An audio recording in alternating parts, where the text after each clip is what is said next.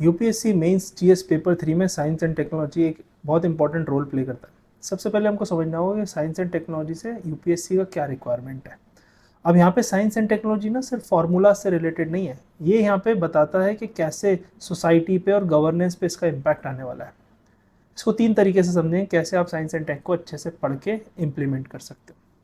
मान लीजिए एआई की बात चल रही है, आर्टिफिशियल इंटेलिजेंस। अब जब क्वेश्चन आता है ना, तो आपको सिर्फ आर्टिफिशियल इंटेलिजेंस एक्सप्लेन नहीं करना है, ये बताना है कि कैसे एआई का यूज़ करके आप गवर्नेंस को इम्प्रूव कर सकते हो, कैसे ये सोसाइटी के एथिक्स को चैलेंज करेगा।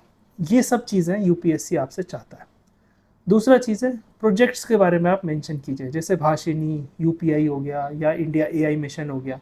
जब आप ऐसे टर्म्स और एग्जाम्पल्स लिखेंगे तो ये बताएगा, ये हाईलाइट करेगा कि आपको आसपास जो चल रहा है करंट में उसकी नॉलेज है। और तीसरी सबसे ज़्यादा इंपॉर्टेंट चीज़, साइंस एंड टेक में आप हमेशा ना कुछ डायग्राम ज़रूर यूज़ कीजिए, जैसे एक सिंपल ट्राइंगल का डायग्राम, गवर्नमेंट, प्राइवेट सेक्टर और सोसाइटी या सिटीजन। इसके हिसाब से आप उनका एक रिलेशनशिप दिखा सकते हैं। साइंस एंड टेक्नोलॉजी में इम्प्लीकेशन और एप्लीकेशन ही इम्पॉर्टेंट है। उसमें बेसिक साइंस जनरली यूपीएससी नहीं पूछता है। सिर्फ और सिर्फ एप्लीकेशन पे ध्यान दें और उसके इम्पैक्ट पे ध्यान दें। दो चीज़ें हमेशा याद रखें जब भी साइंस पढ़ें, वाई एंड हाउ। और इन दोनों को आंसर करने का आपको मार्क्स ज़रूर मिलेंगे।